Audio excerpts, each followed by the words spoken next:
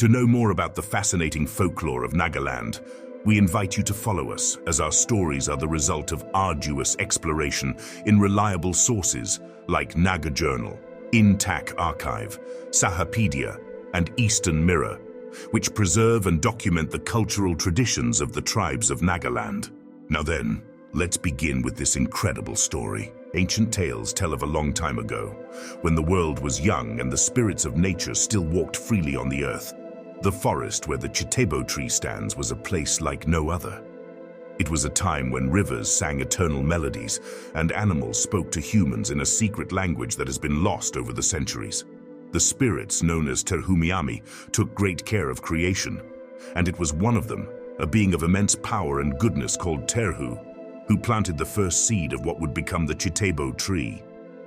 Legend has it that Terhu, moved by the beauty of the land and the Angami's love for their mountains, decided to bestow upon them a gift that would symbolize eternal balance. He traveled to the heart of the stars and collected a seed of pure light, the essence of all that is good and wise. When he returned to Earth, Terhu buried the seed in the most fertile valley, and with an ancient song, he awakened it. From this seed was born the Chitebo tree, which quickly rose towards the sky, growing with unparalleled strength and vitality. Its trunk became firm as rock, and its leaves shone with such a vibrant green that it seemed to capture the light of dawn. The first Angamis who encountered the Chitebo tree were amazed. It was more than a tree. It was a living miracle. Mothers brought their children to show them the greatness of the oldest being in the forest, and warriors offered tributes before going out to hunt or battle. But the Chitebo did not only offer protection and guidance, it also possessed the gift of healing. Its leaves, when properly prepared, healed the deepest wounds and brought relief to the sick. Its roots were said to be able to purify the waters, and those who sat under its shade felt an indescribable peace, as if the tree were whispering stories to them that soothed the soul. However, the relationship between the Chitebo tree and humans was not always simple. With its greatness also came a warning. The tree had to be honored and cared for it had an ancient and unforgiving temper. Once, according to the elders, a group of careless young men tried to cut down a branch to make tools. They did not understand the damage they were causing, and at the first blow of the axe, the sky darkened. A wild storm raged, uprooting crops and causing unspeakable terror in the valley. The young men were found days later, repentant and fearful, vowing never to challenge the tree again. The elders then decided to establish sacred rituals to honor the Chitebo tree. Every year on the first day of spring, the entire village would gather around it. They would bring offerings of flowers, food, and chants to thank it for protecting the forest and life itself. Drums would echo throughout the valley, and ritual dances would celebrate the sacred bond between the Angami and the land. During these rituals, the Terhumiami would be invited to participate and bless the village, ensuring that harmony would continue for another year. The Chitebo tree was also known to share visions and warnings through dreams. Elders, those who lived in deep harmony with the spirit of the tree, would sometimes wake up with dreams in which the Chitebo spoke to them of things to come. Sometimes these were omens of a difficult seasonal change. Other times they were warnings of impending dangers, such as the arrival of invaders or natural disasters. These visions were respected and acted upon, as ignoring a message from the Chitebo tree was considered an act of arrogance, with severe consequences. Thus, the Chitebo tree became not only the physical center of the forest, but also the spiritual heart of the Angamis. It was a living being, a divine gift, and a constant reminder that humans were part of a great natural cycle. In every branch and leaf of the Chitebo, there was a story, a fragment of eternity that the Angamis honored and protected with all their being. The Angami people lived with a deep respect for the Chitebo tree, and that reverence was evident in every aspect of their daily lives. The Chitebo was not only a towering presence in the forest, but was also an integral part of the community's cultural identity. From the earliest days of childhood, children were taught the importance of the tree, and as they grew up, its stories became pillars of wisdom to guide their lives. The relationship between the village and the Chitebo tree was a symbiotic one, based on mutual respect and commitment to the preservation of nature.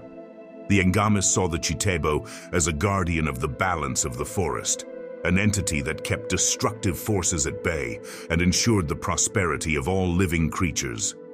In gratitude, the village did everything they could to protect it, creating rules and taboos that ensured that the tree was never harmed or disturbed. One of the most significant traditions was the Festival of the Shadow, a celebration held each year under the canopy of the Chitebo. This event brought together the entire community for a day of music, dance, and sacred rituals. The festivities began with a parade of young and old people carrying offerings of fresh fruits, flowers, and grains to leave at the foot of the tree. The offerings symbolized gratitude for the abundance that the Chitebo and the forest had provided during the previous year. The chants sung during the Shadow Festival were powerful and emotional. The songs, passed down through generations, told of the tree's exploits and its connection to the ancestors. The singers' voices would join in harmony, echoing through the valley, and it was said that at such times the spirit of the Chitebo tree would awaken, spreading its protective energy over the village. Leather drums would reverberate to the rhythm of people's hearts, and dancers, adorned with vibrant feathers and fabrics, would reenact stories of ancient battles, alliances, and moments of peace under the tree's shelter. In addition to the celebrations, there were more solemn rituals dedicated to the Chitebo. One of these was the Blessed Land ritual, performed in times of crisis, such as droughts or epidemics. During this ritual, the village elders, considered the guardians of the tree's wisdom and secrets, would gather in a circle around the Chitebo. They would recite ancient prayers and pour pure water on the tree's roots, asking for divine intervention. The Angamis believed that in response, the tree would send messages to the earth and sky, harmonizing natural forces and restoring balance. Despite this intimate connection, there were also fears surrounding the Chitebo tree. It was believed that the tree could punish those who showed disrespect or tried to harm it. Stories of these punishments were living warnings to all. A common legend told how a greedy hunter, blinded by his desire for wealth, tried to cut off one of the sacred branches to sell to foreign traders. At the first blow of his axe, the ground opened beneath his feet, and the man was swallowed by the earth, disappearing forever. Other tales told of people who disobeyed the rules of the forest and returned home haunted by vengeful spirits. But not all stories about the power of the Chitebo tree were cautionary tales. Some tales told of miracles performed by the tree to help people in times of need. It was said that once, during a devastating drought, a desperate mother took her sick child to the roots of the Chitebo. She spent days praying and tending to the roots, pleading for a sign. Finally, one morning, a small spring of fresh water gushed forth from beside the tree, and the child was healed shortly after. The people considered this a miracle, and the spring became a sacred place for the village. Angami beliefs and customs were intertwined with their natural environment, and the Chitebo tree was the beating heart of that connection.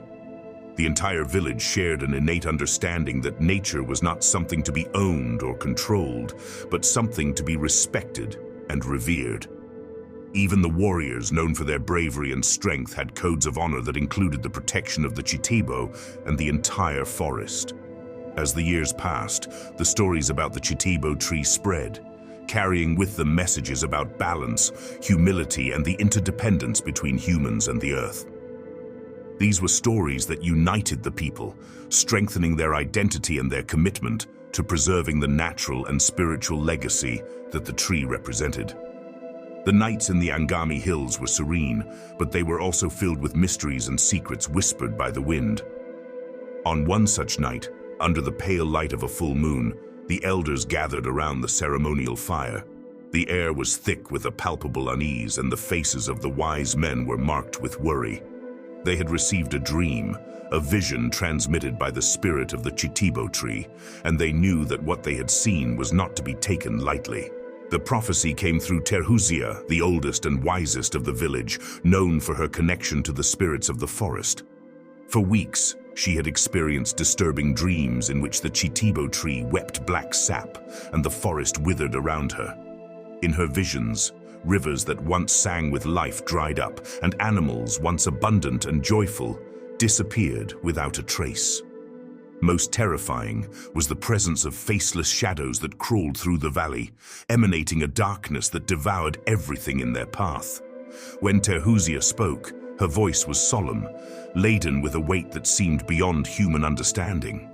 "The Chitebo tree has warned us," she said. "A danger is coming, a threat that will test our oneness with nature. If we do not listen, if we do not act with wisdom and respect, we will lose that which we hold most dear."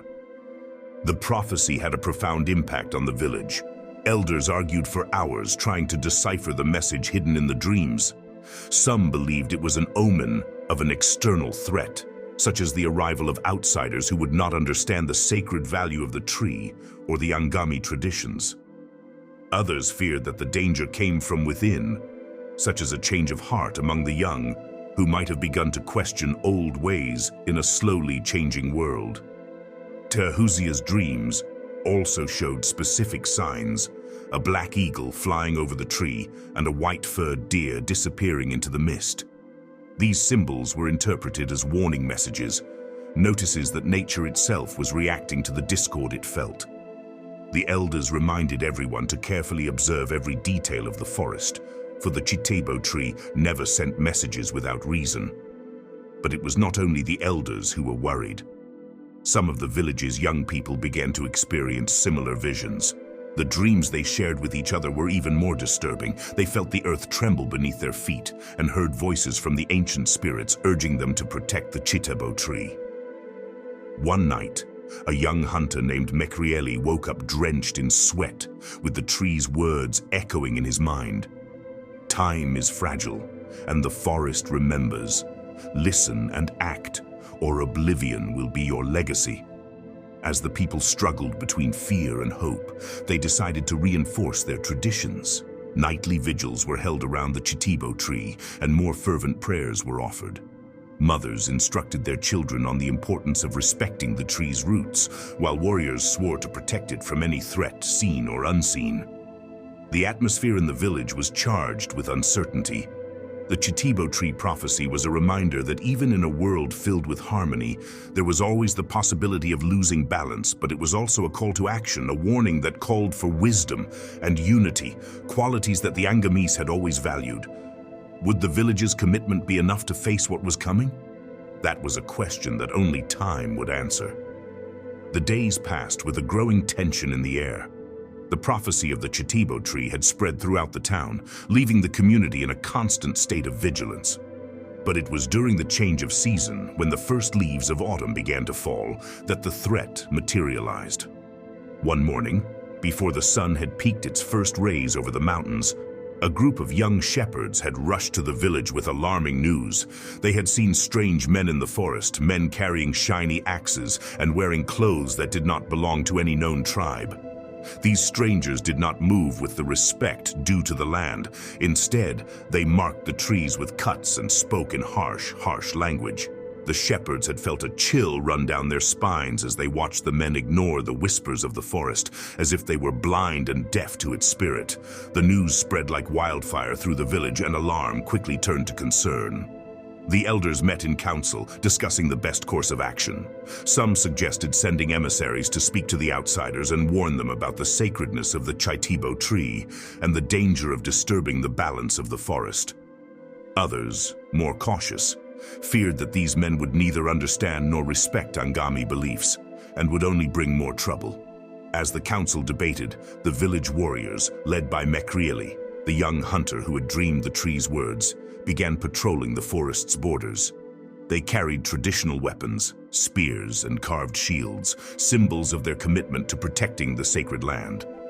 But they knew their weapons would not be enough if the threat was truly great. They needed something more, perhaps a sign from the Chitebo tree, a divine intervention to show them the way. One evening, Mekrieli and his group of warriors decided to sneak up on the strangers to better understand their intentions. Hidden among the bushes and shadows, they watched in horror as the men discussed cutting down ancient trees. It seemed they were looking for valuable wood, and one of them, a burly man with a deep voice, pointed to the Chitebo tree in the distance. "That tree," he said in a tone of greed, "is what we need. If we cut it down, our riches will be assured." Mekrieli's heart sank as she heard these words. She knew that if these men even attempted to harm the Chitebo tree, the consequences would be devastating, not only for them, but for the entire valley. The prophecy was coming true, and the darkness she had seen in her dreams was beginning to become a reality. He returned to the village with a restless spirit, and the news he brought back lit a flame of action. The community came together as never before. Women wove protective ribbons, which they placed around the Chitebo tree, while men erected natural barricades from logs and branches to slow down outsiders. Elders prayed in a circle, invoking the forest spirits and asking for the intervention of Terhu and other ancient guardians. But even with all their efforts, the threat seemed unstoppable. The outsiders were persistent and had begun to make their way into the heart of the forest. The nights became filled with an eerie silence, as if nature were holding its breath, and the Chitebo tree, usually vibrant and full of life, seemed to have wrapped itself in a cloak of sadness and fear. It was then that nature itself began to react. The sky, which had been clear, quickly clouded over, and an unexpected storm raged across the valley. Thunder rumbled like warnings, and the wind howled through the trees, tearing off leaves and branches as if trying to protect the Chitebo tree. The outsiders, shocked by the sudden change, hesitated, but their greed was stronger than their fear, and they continued to advance. Meanwhile, Mekrieli and the warriors were planning a last desperate effort. They knew they could not confront the outsiders with physical strength alone, but perhaps, Mekrieli thought, the Chitebo tree could still show them a way. She met with Terhuzia, the wise old woman, and together they prayed in the rain, hoping for a miracle that would save not only the tree, but all that it represented. The ancient and sacred connection between the Angami people and the land that had nurtured them since time immemorial. The roar of the storm rolled through the forest like a warning cry, and the Angami people sensed that the moment of truth was drawing near. Mekrieli, her face hardened with determination, looked at the elders and warriors gathered around her. She knew that the fate of the Chitebo tree and her people depended on what they did in the next few hours. But in her heart, she also understood that physical strength would not be enough. They needed something more, a sacrifice, an act of devotion that would show the Chitebo tree and the spirits of nature that they were willing to give everything to preserve the sacred balance. It was then that Terhuzia, the wise old woman, stepped forward with a grave but serene expression. She had spent her entire life connected to the spirit of the forest and knew what must be done. The prophecy was not just a warning, she said in a solemn voice. It was a call to action, a test of our commitment to the Chitebo tree. Someone must come forward, someone whose love for the land is so strong that they can restore the broken bond and calm nature's wrath. A heavy silence fell over the crowd. Everyone knew what those words meant. The sacrifice was to be a pure act, an offering of one's life to protect the eternal cycle of the forest. Mekrieli, feeling the weight of his destiny, stepped forward. "I am willing," he declared, his voice firm and clear. "I have felt the words of the Chitebo tree in my dreams, and I know it is my duty to protect it. If my life can save my people and our home, then I will give it with honor." The elders and warriors looked at him with respect, but also with deep sadness. Terhuzia approached and placed a ribbon woven from sacred leaves around his forehead. "Your sacrifice will not be in vain," she said, her eyes shining with tears. "But before you take this step, we need to unite our voices and spirits so that the Chitebo tree feels the strength of our love and loyalty." The entire village gathered around the Chitebo tree. Men, women, children, and the elderly held hands and sang a song that resonated from the depths of their hearts. It was an ancient hymn, a song of the earth and sky, speaking of the interconnectedness of all living things. The words rose up like a plea and a promise, and the falling rain seemed to lessen its fury, turning into a soft, compassionate cry. Meanwhile, Mekrieli knelt at the foot of the Chitebo tree, closing his eyes and feeling the roots beneath him seem to pulse with an ancient energy. He raised his hands to the sky and offered his spirit to the tree, hoping that the sacrifice could restore balance and prevent impending destruction. His thoughts were filled with images of his home, of the forest he loved so much, and of the people he wanted to protect. A tear rolled down his cheek, but it was not a tear of fear, it was a tear of hope here. Just as he was about to offer himself completely, something miraculous happened. The roots of the Chitebo tree began to glow with a golden light, and an ancient and powerful voice echoed through the forest. It was the spirit of the tree, speaking for the first time in centuries. "Your sacrifice has been heard," the voice declared, deep and serene. "But it is not life that will save this land, but unity and eternal respect for all that lives. You have shown the purest love, and that is enough." The light from the tree spread across the valley, bathing the forest in a warm, healing glow. The outsiders who had ventured into the forest felt an inexplicable fear and fled, as if an invisible force was pushing them out. The storm ceased, and the air was filled with a sweet, fresh scent, as if nature had awakened from a nightmare and was now breathing a sigh of relief. Mekrieli, still kneeling, felt the spirit of the Chitebo tree envelop his heart in gratitude. He had been willing to give everything, and in that act of love and sacrifice, he had restored balance. Terhuzia and the village came to him, their faces lit by a mixture of joy and reverence. The Chitebo tree had been saved, and with it the entire valley. But the lesson would be etched in their hearts forever. Nature and humanity were bound together in an eternal cycle, and every action, large or small, mattered deeply.